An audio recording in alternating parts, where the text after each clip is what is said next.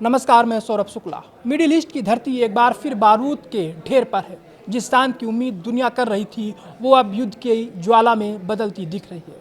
Iran और America के बीच तनाव कम होने के बजाय अब आर पार की जंग में तब्दील हो चुका है। डोनाल्ड ट्रंप ने ईरान के शांति प्रस्ताव को सिरे से खारिज कर दिया है और अब आशंका है कि जंग का दूसरा फेज किसी भी पल शुरू हो सकता है। डोनाल्ड ट्रंप ईरान के जवाब से बेहद नाराज है।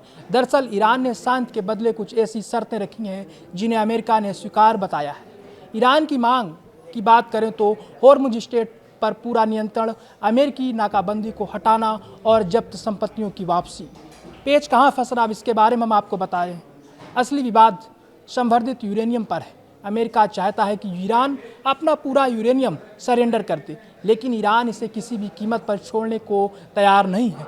ईरान का कहना है कि वो सिर्फ 5 साल के लिए न्यूक्लियर प्रोग्राम रोक सकता है, जबकि ट्रंप 20 साल की गारंटी चाहते हैं। इस इनकार के बाद ट्रंप और इजरायली पीएम नेतन्याहू के बीच लंबी बातचीत हुई है। दोनों नेताओं के बयानों ने साफ कर दिया है कि अब कूटनीति के दरवाजे बंद और ऑपरेशन के रास्ते खुल रहे हैं। ट्रंप की चेतावनी है कि हम ईरान के भीतर घुसकर किसी भी वक्त यूरेनियम हासिल कर सकते हैं। अगर किसी ने उसे हिलाने की कोशिश की तो उसे उड़ा दिया जाएगा। नेतन्याहू ने कहा है कि काम अभी अधूरा है। 40 दिन की जंग में 70% लक्ष्य हासिल हुए हैं, बाकी 30% के लिए 2 हफ्ते और चाहिए। ईरान भी चुप बैठने वालों में से नहीं है। सुप्रीम लीडर मुस्तफा खमनेई ने खुद कमान संभाल ली है। IRGC के साथ एक हाई लेवल सीक्रेट मीटिंग हुई है। हथियारों का उत्पादन बढ़ाने और अमेरिकी हमले का चौंकाने वाला जवाब देने का निर्देश दिया गया है।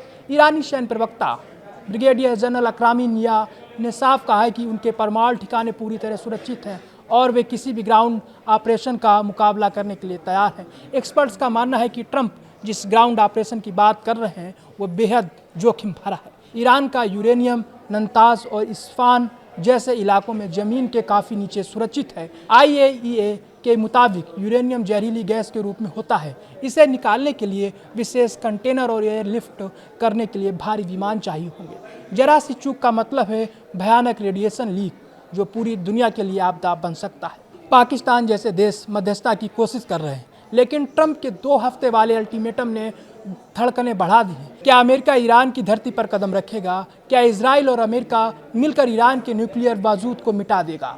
अगले 15 दिन मिडिल ईस्ट और वैश्विक तेल आपूर्ति के लिए निर्णायक होने वाले हैं।